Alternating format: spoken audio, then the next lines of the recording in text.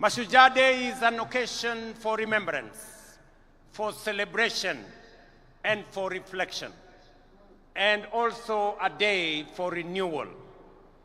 As you all know, yesterday, we bid farewell to one of our country's most consequential and impactful sons, a towering statesman, a resolute patriot, and a quintessential hero, the Right Honorable Raila Odinga, our former Prime Minister. This is the man, the legend, and the Pan-Africanist to whom we dedicate this Mashujaa Day. It is for this reason, fellow citizens, in his solemn memory, that I invite us all to now stand and observe a moment of silence in honor and celebration of his remarkable life and service to our great country, our continent, and to humanity.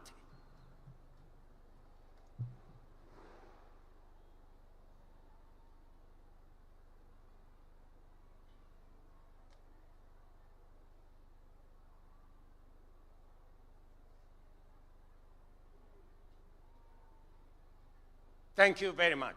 Thank you very much. Sons and daughters of our motherland, Kenya, Raila Odinga aspired and labored for a Kenya that is free, that is fair, governed by the rule of law, and filled with limitless opportunity for all of us. Baba envisioned and fought for a nation where, in the immortal words of our national anthem, justice is everyone's shield and defender, where we all dwell in unity, peace, and liberty, and a Kenya that has plenty within its borders.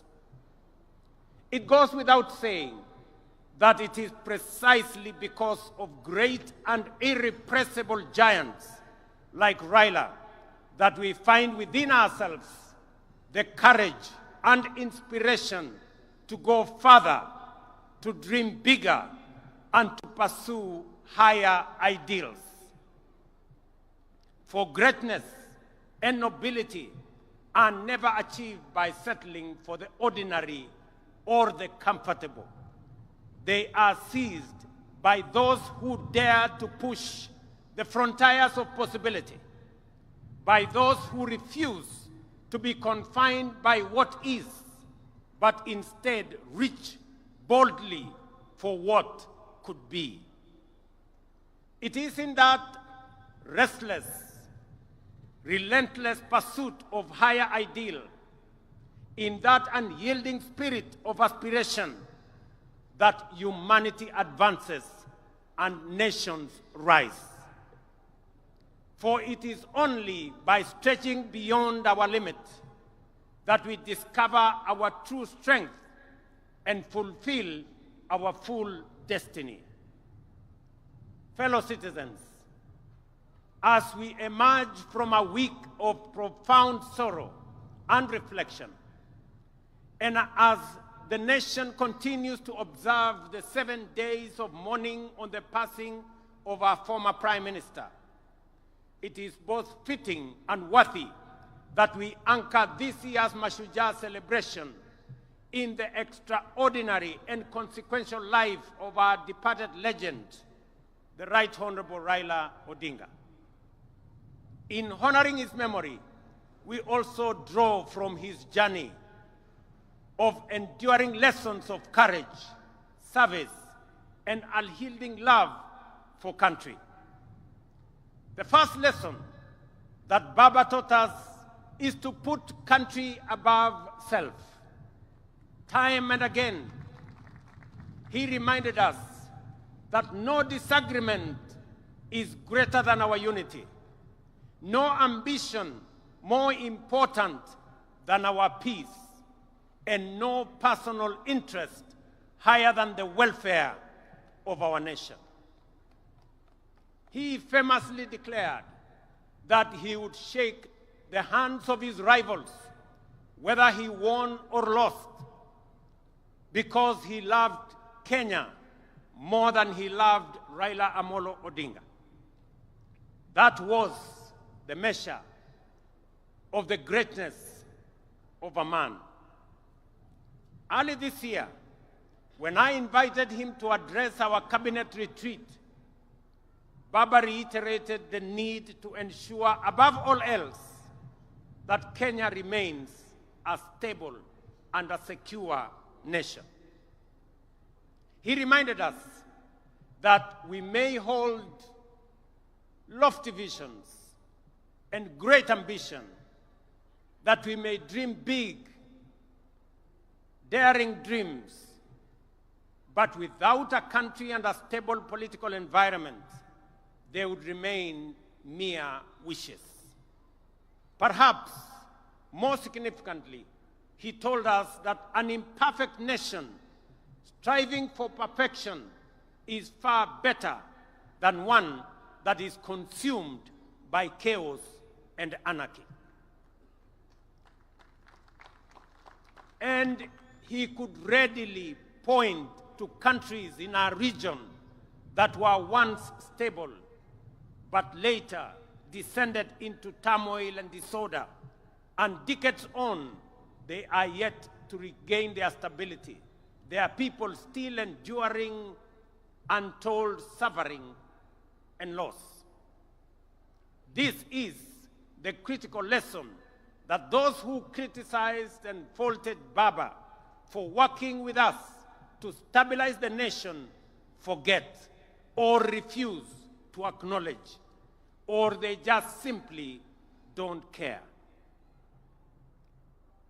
When some saw the opportunity to bring down their competitors, even if it meant bringing down the country, Baba chose the stability of Kenya. For Agwambo, the specter of a failed state was too grave to contemplate.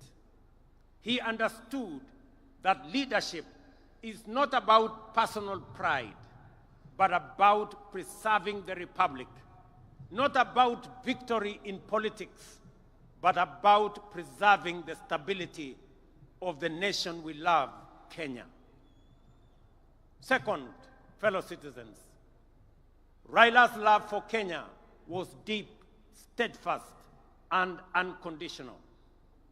He once told us that if he were to die and God asked him where he would wish to be born again, he would say without hesitation, "Take me back to Kenya." Such was the depth of his devotion to our beloved nation. He knew that Kenya, like all nations, was not perfect, that nation building was work in progress, that it is only renewed with every generation. He understood that we are an imperfect people, always striving towards a more perfect union. Yet even in our flaws, he saw magic and beauty. In our struggles, he discerned promise, and in our contradictions, he could pick out hope and unity. To Raila, there was no place on earth more worthy of devotion, no people more deserving of faith, and no dream more noble than the Kenyan dream. Thirdly, Baba's life was an example of always choosing and closing ranks for the common good. When our nation faced turbulence last year, for example, I reached out across the political divide. Baba was the first to come to the table to help steady the ship of state, leading to the formation of the broad-based government that has since stabilized our economy and our nation. That is what heroes do. When the stakes are high, they rise above partisanship and put the country first. Even during the last election campaigns, when faith placed us once again on opposite sides of the political divide, Baba spoke words that will echo through generations. He said, and I quote, "I have been to the mountaintop. I have seen the glory land. I may not get there with you, but together we will get there." End of quote. In those words lay the essence of his leadership: selfless, visionary, and anchored in faith that Kenya's destiny transcends any individual. He reminded us that collaboration, even with rivals, is not an act of political convenience, but a sacred pact with posterity. For Baba, it was never about him becoming president.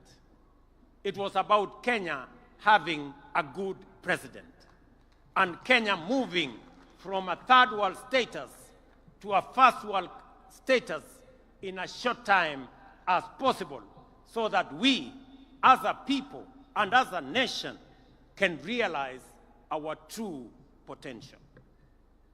The glory land that he saw at the mountaintop is the better, the greater, and the more perfect union for which we must now, on this Mashujaa Day, dedicate ourselves anew.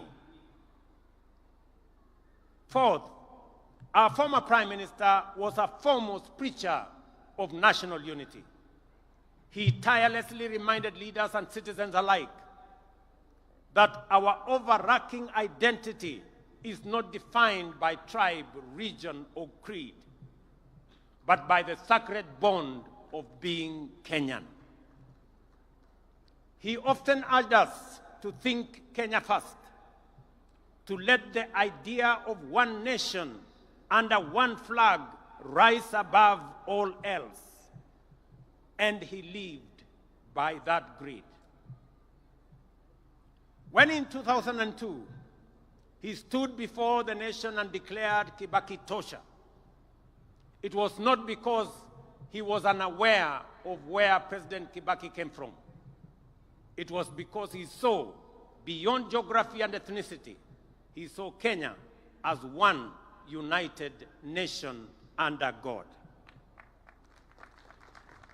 Fellow countrymen and women, it would therefore be a desecration of his legacy if we were to allow ourselves to be divided by sectarian interests, by the peddlers of hate, or by the see nothing good about Kenya battalion.